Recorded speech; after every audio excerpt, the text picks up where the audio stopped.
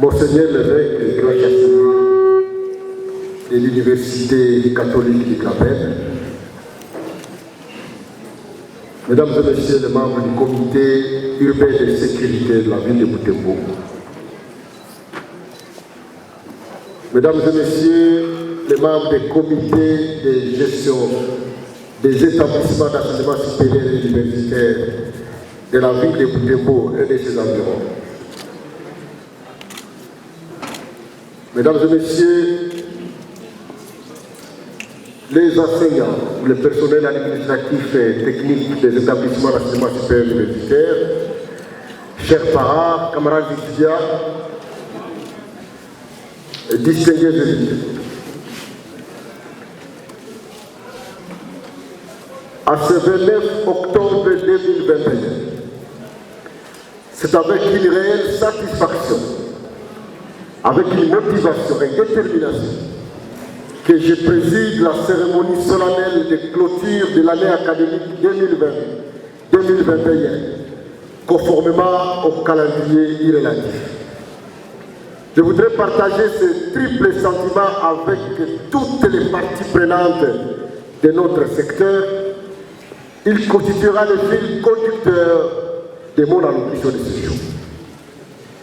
Mais avant cela, permettez-moi d'exprimer ma joie toute particulière de procéder à cette cérémonie solennelle dans les Grands Kivu en général et ici dans la ville de Butembo en particulier. J'ai saisi cette occasion pour exprimer toute ma gratitude pour l'accueil chaleureux qui m'a été réservé à moi-même ainsi qu'à ma grande délégation. Je pense particulièrement à monsieur le gouverneur de la province de Kivu sous l'état de siège, effectivement, et à toutes les autorités politico-administratives, aux membres de la communauté universitaire de la province de Kivu qui m'ont accueilli à Goma, ainsi qu'à la chaleureuse population de la ville de Butembo qui m'a accueilli ici. Notre présence dans cette partie de la République démocratique du Congo a une valeur symbolique et veut répondre à une interpellation. D'abord, il s'agit d'une manifestation symbolique importante de la solidarité nationale. En fait, aujourd'hui, tous les yeux de la nation, par les truchements de l'enseignement supérieur universitaire, sont tournés vers cette partie du territoire national, à proie à une insécurité récurrente, privant la nation de certains de ses vaillants fils et filles, parmi lesquels des militaires, des policiers, des filles, des enfants, des jeunes, victimes de la violence humaine. Ensuite, notre présence dans cette ville répond à cette interpellation faite à toutes les forces vives de la nation pour qu'elles continuent à se mobiliser pour restaurer la paix durable dans cette partie du pays et pour que cette contrée, une fois pacifiée, participe pleinement à la reconstruction des pays plus beaux qu'avant.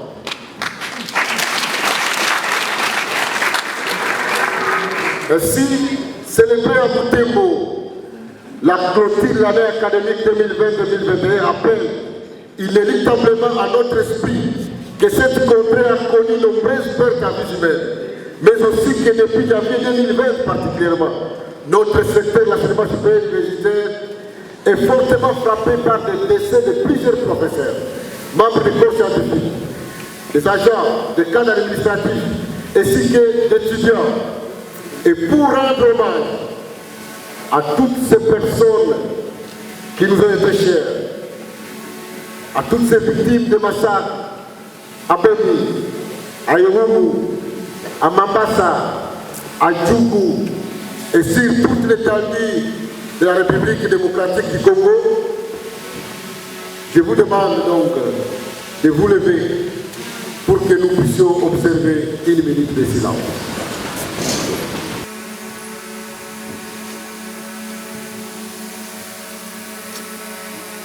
Ici, le lieu de remercier et féliciter tous les établissements qui se sont conformés au calendrier académique en organisant la double cérémonie de collation de grade et de clôture de l'année académique peu avant la date du 30 octobre 2021.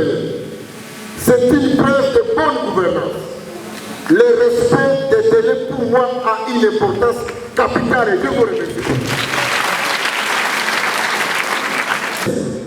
Les États généraux de l'ICI, dont les actes ont été adoptés par le Conseil des ministres du 15 octobre 2021, ont formulé des recommandations pertinentes au regard des thématiques retenues.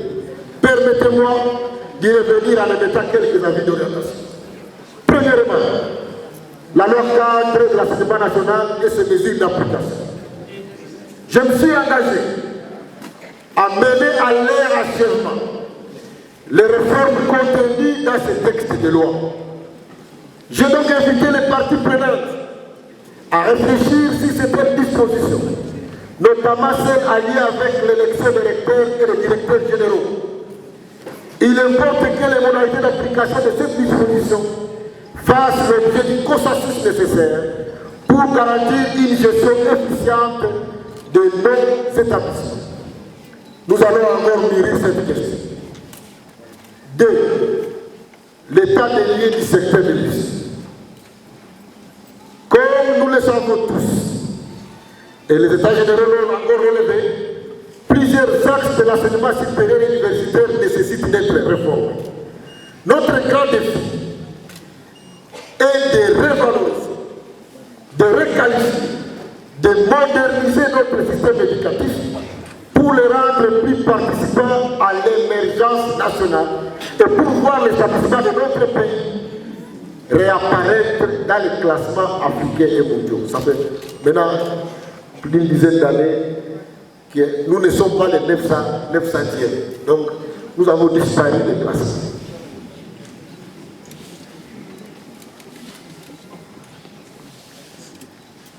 La cartographie de l'ICI. Suite à la prolifération exponentielle des établissements d'enseignement supérieur et universitaire sur toute l'étendue du territoire national, il importe sur la base de l'audit organisationnel et le contrôle de viabilité effectué en juillet et août 2021 de procéder à la fermeture de plusieurs établissements qui ne fonctionnent pas conformément à la législation en vigueur. Et dans cette dynamique, je vous annonce que certains pourraient être fusionnés et regroupés.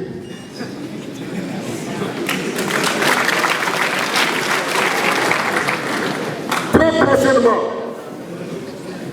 mon ministère publiera la liste des établissements d'enseignement supérieur universitaire autorisés à fonctionner.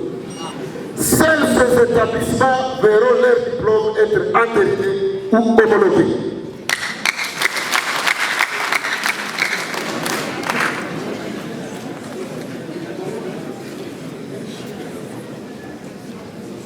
Vous avez certainement lu que nous avons donné une mise en garde à certains établissements qui continuent à créer des succursales ou des extensions. Je voudrais vous dire que maintenant, fermez-les.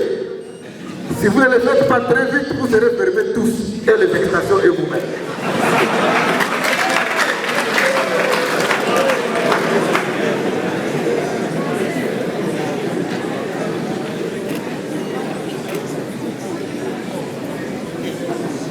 Vous avez certainement suivi que nous avons procédé à la fermeture de certaines facultés de médecine. Nous avons commencé par la médecine parce que nous croyons que ceux qui sont les plus intelligents d'entre nous, seuls doivent être autorisés à manipuler nos corps. Nous ne pouvons pas accepter que les gens formés dans des conditions qui ne sont pas acceptables puissent manipuler nos corps. C'est pour cette raison que nous avons procédé à la fermeture. Il y en avait plus de 116 facultés dans le pays. Nous sommes restés seulement avec 16.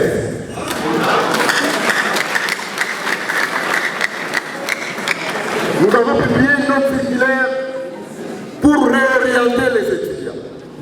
Je voudrais donc vous dire et demander aux étudiants concernés de saisir cette opportunité pour qu'eux aussi puissent évoluer dans des conditions normales et qu'à la fin de leurs études, ils obtiennent des numéros.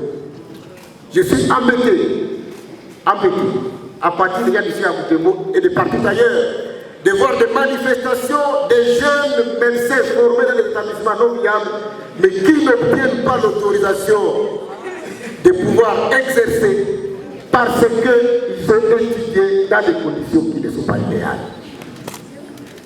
Il ne s'agit pas seulement de Butembo, puisque j'ai appris qu'il y a eu des langues qui ont dit que voilà, il a seulement laissé l'ICG parce qu'il a étudié à l'ICG. Non.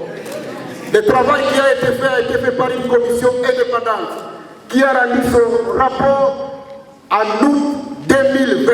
Je n'étais pas encore ministre. À cette époque-là, j'étais encore au Parlement en train de faire des motions et questions orales.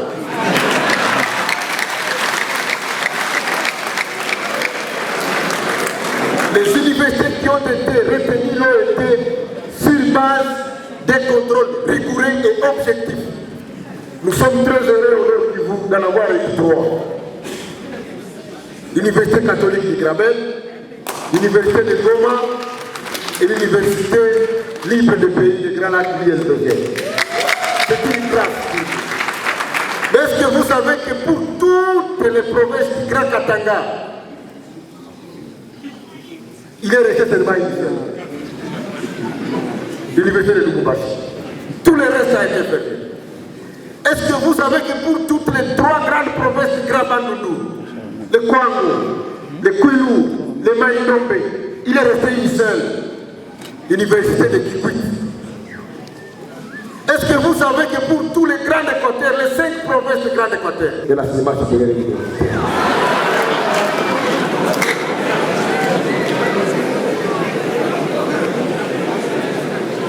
je voudrais donc profiter de cette occasion puisque c'est une question locale. Je vais avoir tout à l'heure des échanges avec l'ICG. Puisqu'il y a des étudiants qui ont dit à l'ICG on paye cher. Il paraît qu'on paye cher à l'ICG. Nous allons devoir trouver une formule avec l'ICG.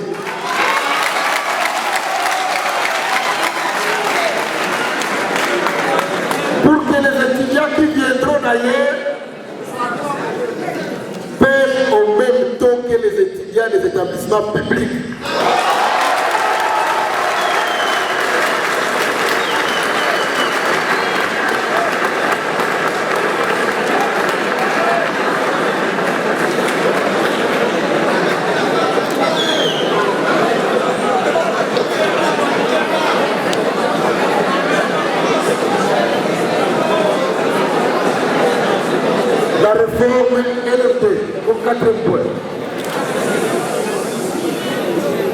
Il s'agit de la réforme majeure de la loi cadre.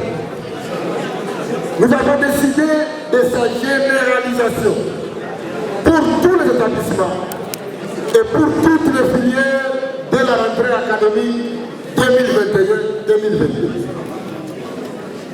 Les task forces curriculaires sont à pied d'œuvre.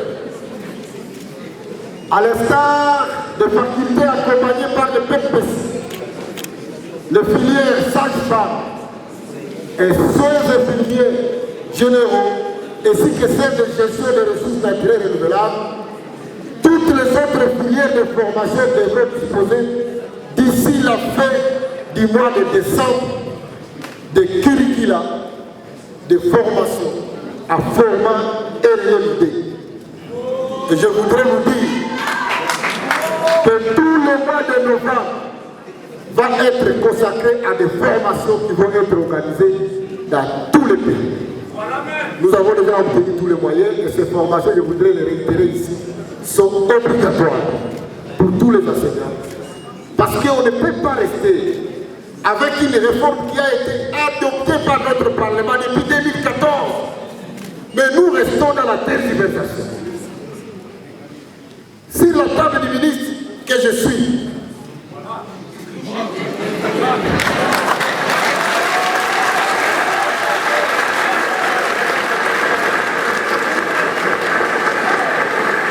je reçois des diplômes de licence de 3 ans, puisqu'il y a des établissements qui évoluent déjà dans les LMD, et des diplômes de licence de 5 ans. Et le même ministre doit les signer. C'est pour ça que nous avons dit qu'à partir de l'année prochaine, on ne parlera plus de G1. Dès la première année, c'est la première licence.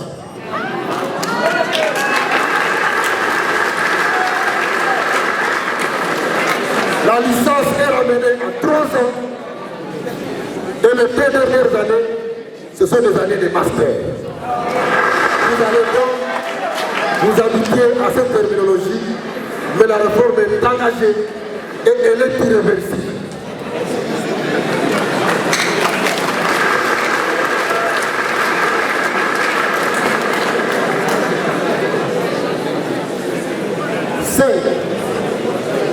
Le partenariat avec le monde socio-professionnel et la coopération interuniversitaire. Autour de cet axe, il importe que l'établissement se rapproche du monde socio-professionnel. Le dialogue indispensable avec le monde du travail et avec les organisations socio-professionnelles doit être une priorité. Les institutions doivent également devenir de véritables incubateurs d'emploi et développer des activités génératrices de revenus en interne. Dans les jours qui viennent, les établissements doivent réussir à créer des activités génératrices de revenus pour qu'ils ne dépendent plus des frais académiques totalement. Et donc, on va vous autoriser, il y a quelqu'un en gauche ici qui parle d'exonération, mais dans la compétition, dans l'entrepreneuriat, vous allez aussi apprendre à être compétitif.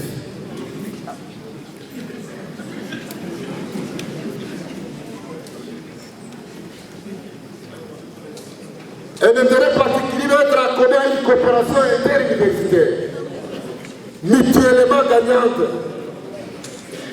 dans laquelle des accords institutionnels sont privilégiés. Si des projets personnalisés, comme vous le savez, nous avons lancé une première expérience de co-organisation de doctorat de médecine entre l'ICG, l'INICOM et l'Université officielle de Bukavu. Grâce à cette coopération interuniversitaire et à cette mutualisation des efforts, nous allons devoir produire à Goma, à Mtembo et à Bukavu, dans cette mutualisation, des docteurs à thèse en médecine.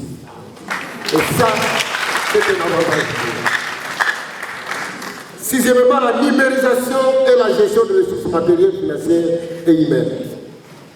À partir de l'année académique 2021-2022, les établissements sont invités à basculer vers la numérisation de toutes les activités académiques. Le ministère a développé, grâce à un fils du coin, le professeur José Massili, comme vous le savez, un plan numérique qui a été adopté dans les états généraux pour les états généraux à l'ouvrage. Il sera mis à la disposition des établissements. Et pour ce qui est de l'amélioration des conditions sociales et de travail des professeurs, il y a des choses que je ne vais pas dire ici. Nous entreprenons des démarches soutenues pour la réalisation de certaines choses concrètes. Et les professeurs savent de quoi je parle. Nous voudrais donc encourager aussi les autres à pouvoir évoluer dans ce sens.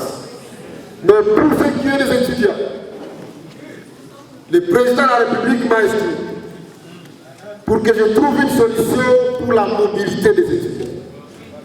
Et si à Kinshasa, nous avons lancé ce qu'on appelle les Transacadémia, le chef de l'État a mis à ma disposition une centaine de bus. Et donc, une grande partie va fonctionner à Kinshasa, mais nous n'allons pas oublier aussi les universités qui évoluent en province.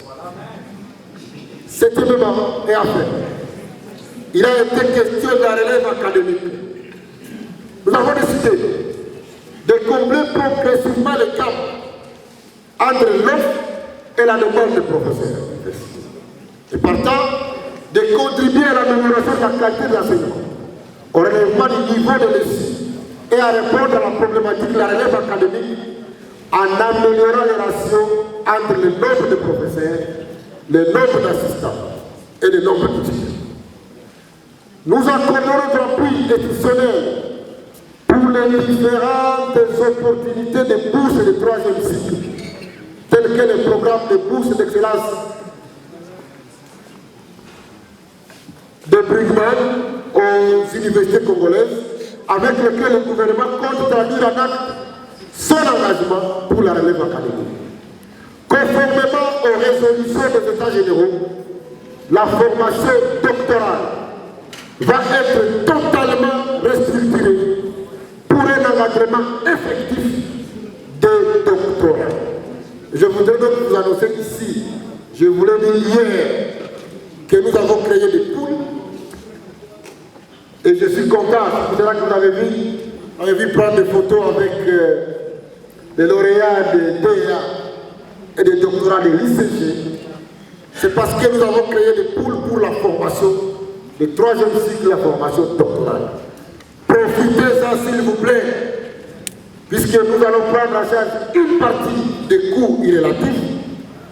Nous allons réduire la durée, puisque ceux qui sont partis à Kisangani que j'ai rencontrés, il faut parfois 5 à 6 ans seulement pour obtenir les DEA.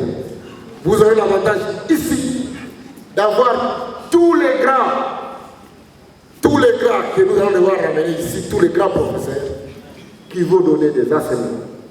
Et à 2 ans, déjà vont avoir les diplômes.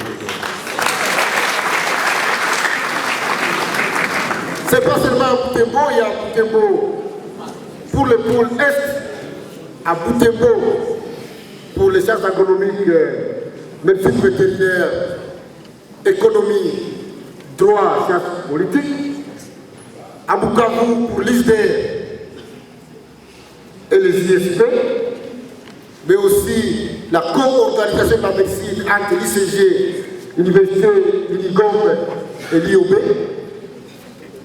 Pour le centre, c'est à Boutimai et à l'Université pédagogique de Kananga. Pour l'Ouest, c'est à l'IPEN, à l'INIKIN, à l'ISP Gombe, à l'INBTP et à l'ISI. Et si nous voulons offrir la possibilité à toutes les filières d'avoir accès à la formation du troisième cycle et à la formation doctorale, pour ce qui est des systèmes, nous avons signé des accords avec la Sorbonne de Paris qui va devoir former avec l'ISTEM Kisangani, l'ISTEM Kindu, l'ISTEM Kinshasa et l'ISTEM Lubumbashi. Ils vont devoir former des docteurs, cette fois-ci dans les sciences infirmières proprement dites.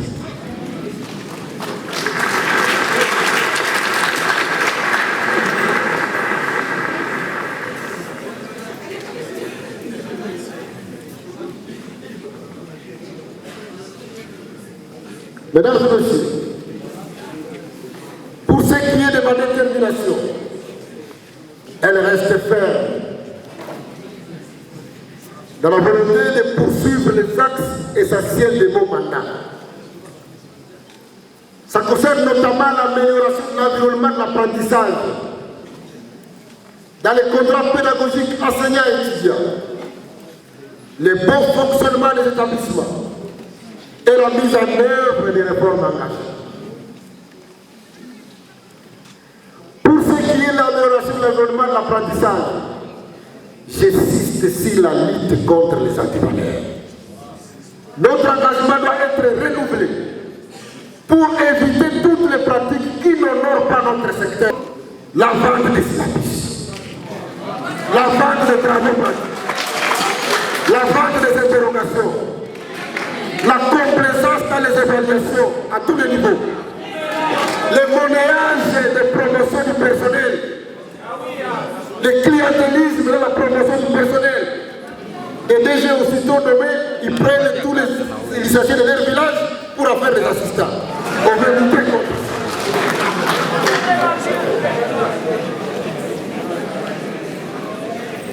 Les actes de vandalisme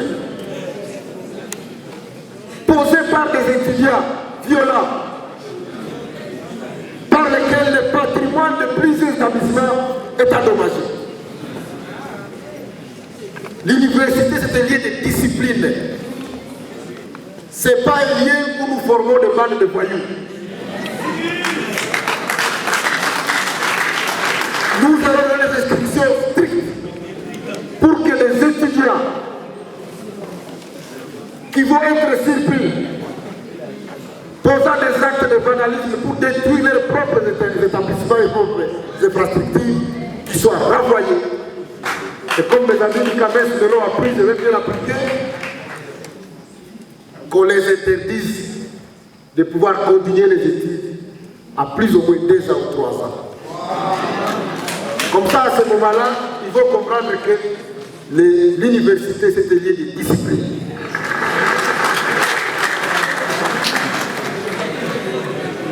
J'invite donc le comité de gestion à privilégier l'anonymat dans les évaluations et à revaloriser les activités sportives et culturelles au sein des établissements. Concernant le bon fonctionnement des établissements, nous devons tous nous aligner sur des pratiques de bonne gouvernance. Il s'agit notamment de veiller à l'application des textes légaux et réglementaires régissant le secteur, de respecter les attributions et le fonctionnement des organes d'administration de lycée, les départements, les sections, les facultés, les comités de gestion, les conseils d'établissement, les conseils d'administration, mais aussi de respecter les calendriers de réunion, l'élaboration des PV et le suivi des décisions. Il y a des congés ici qui ne font plus les réunions. Il y a des congés où les DG travaillent avec leurs assistants et ignorent l'académie, ignorent les... Ça doit s'arrêter. Il y a des universités ici qui ne font plus de conseils d'université. Il y a des départements où on ne fait pas de conseils de département. Tout ça, ça doit reprendre. Et le ministère va exiger des rapports chaque mois pour que nous nous rendions compte que nos instructions sont respectées. C'est ça notre rôle. Nous sommes le pouvoir organisateur.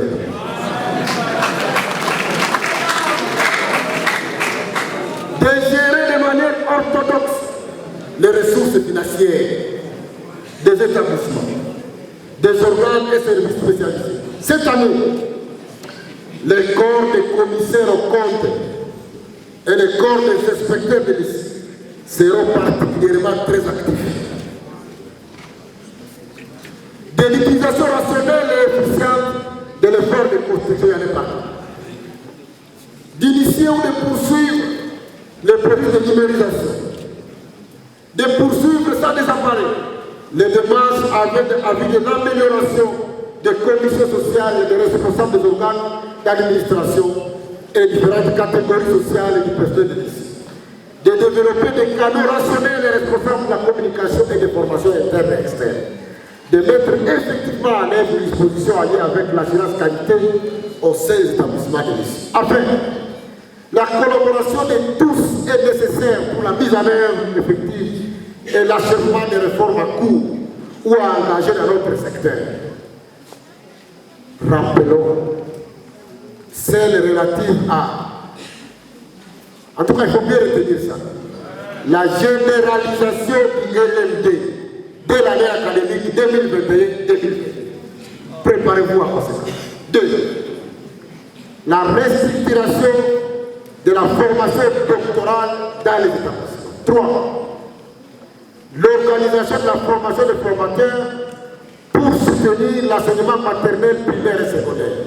Comme je vous l'ai dit ici, dans le cadre de la grande réunion de la thématique éducation, il a été clairement établi que le niveau des finalistes des humanités pédagogiques n'est plus suffisant pour qu'ils soient les enseignants de l'école maternelle et primaire. Puisque les lacunes qui ont été observées sont aussi liées à la faiblesse des formateurs au niveau de base. Donc il a été décidé que les enseignants du primaire et du maternel reçoivent aussi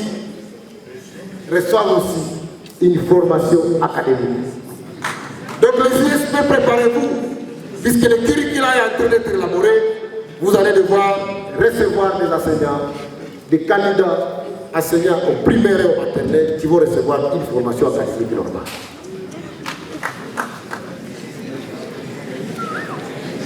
La nomination du secrétaire général à la recherche afin de redynamiser les activités de recherche dans nos établissements. Je vais le faire commencer à l'université de Kinshasa. Je vais le faire à l'université de Lubumbashi et de Kisangani. Et nous allons devoir les généraliser lorsque nous aurons défini tous les contenus. Vous avez vu que j'ai fait un arrêté portant attribution du secrétaire général en charge de la recherche. Et donc, nous allons devoir donner des instructions pour le reste. La revalorisation de l'interaction ici monde du travail. Nous l'avons dit et nous vous le répétons ici.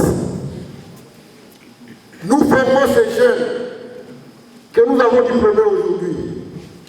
Nous ne les formons pas pour qu'ils restent chez eux comme des chômeurs.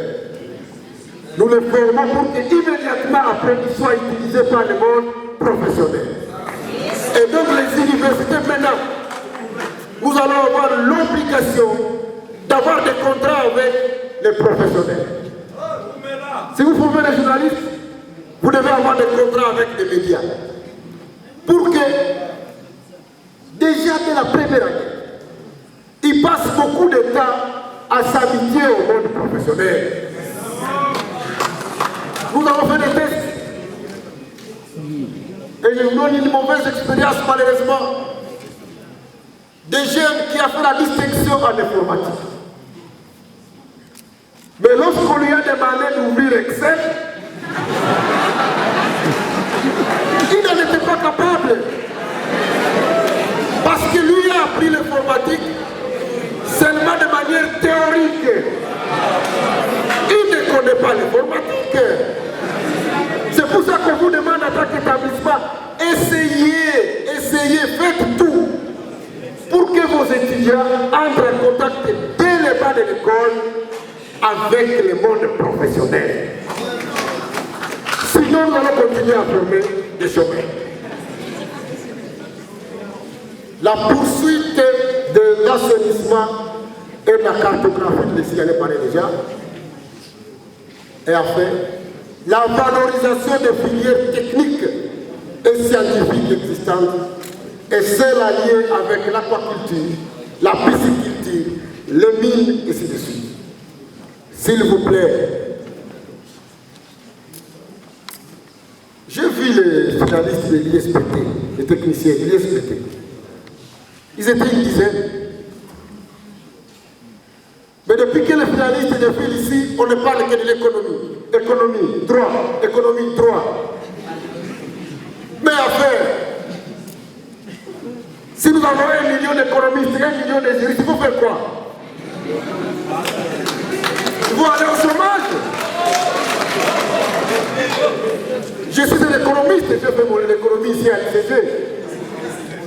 Mais je connais que la plupart des économistes que nous produisons, la finalité c'est quoi? C'est vendre les unités. Puisqu'il n'y a pas de travail. On l'a vu. La faculté de Polytechnique de l'INIKI. Tous ceux qui finissent, ils ont du travail immédiatement après. Mais c'est là où il y a moins d'étudiants. Pourquoi? Puisqu'apparemment les étudiants d'aujourd'hui ont peur de la mathématique.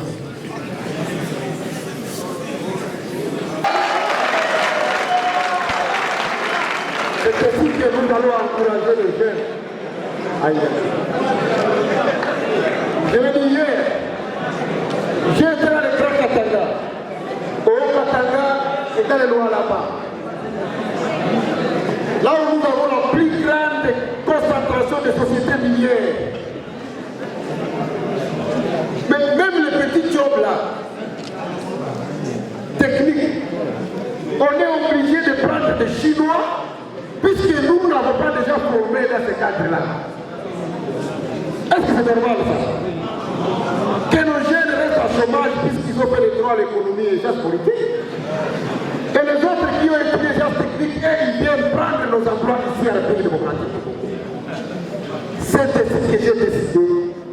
de créer l'école de mines à Colosse. Cette école-là qui vient de recevoir le financement des grandes sociétés minières du Katanga, de sa création, elle va raffermer tous les métiers liés aux mines. Pour que nous aussi nous soyons capables de produire des gens qui vont travailler dans les mines au lieu de porter la main-d'œuvre de la Chine seulement puisque nous ne voulons pas organiser des formations relatives. Je vais donc encourager et féliciter très fortement les finalistes de l'ISAM que j'ai vus ici. En tout cas, tous ceux qui terminent à l'ISAM, ils n'entrent jamais à chômage. Ils ne font jamais de demande d'emploi. Puisqu'il lui suffit d'ouvrir l'atelier à gauche, les gens vont venir. Encourageons nos enfants à faire les sciences techniques. C'est ainsi que l'université participera à la transformation du pays. Les IFPTP, les ISTA, les IFPT, l'ISA, les facultés des polytechniques, les systèmes, les techniciens, on a besoin de vous. Allez demander à vos frères de s'orienter beaucoup dans les gens. Je ne suis pas en train de froisser les autres, parce que je le suis aussi. Mais c'est ça l'orientation du gouvernement.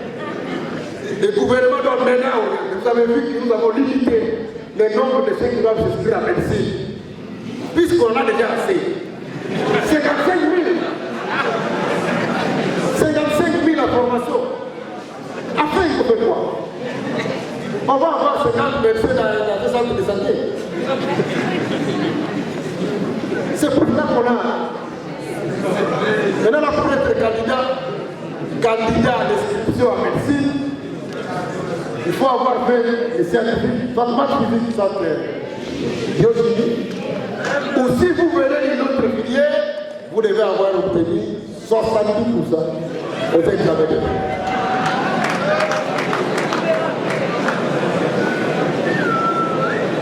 Et si vous n'êtes pas dans cette émission-là, allez à l'ISAM, allez à l'USPT et allez à l'USPT.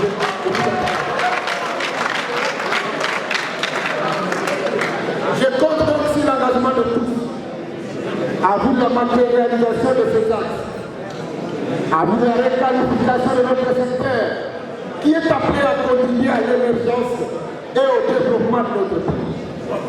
Je voudrais ici souligner que ma détermination à mener à bon port tous les actes cités est renforcée par l'honneur qui est rendu à ma modeste personne avec l'octroi de doctorat honoris causa par l'Université catholique de Graben. Ce doctorat que je dédie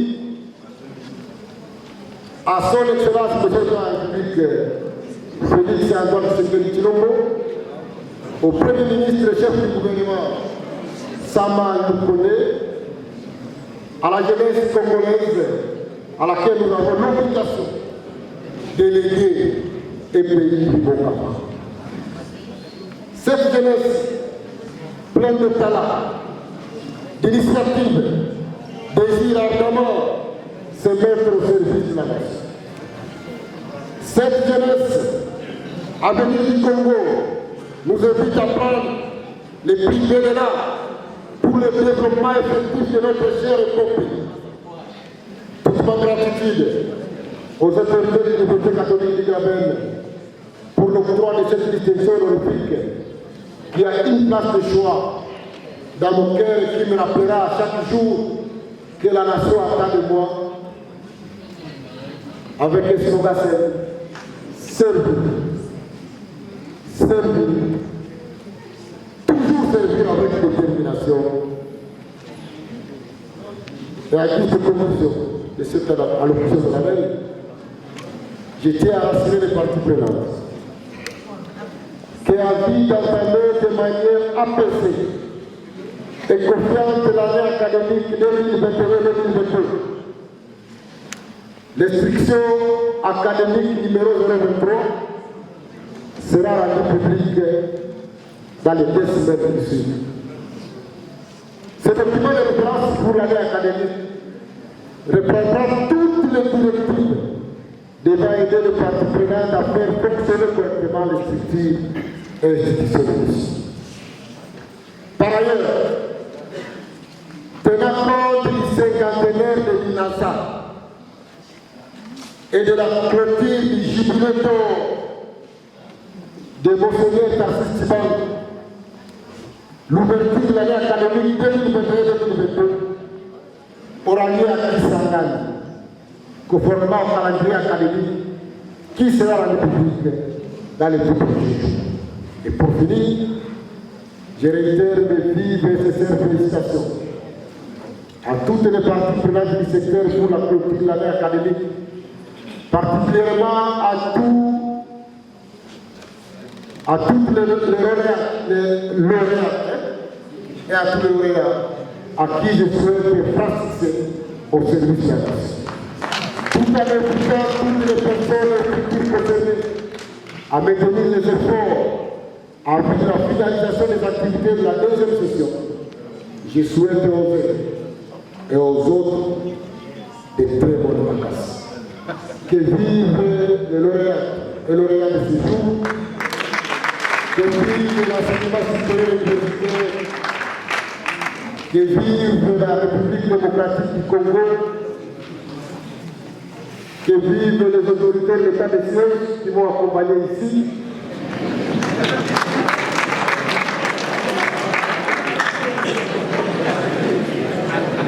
Je vous vois faire un peu de... Mes chers frères et sœurs,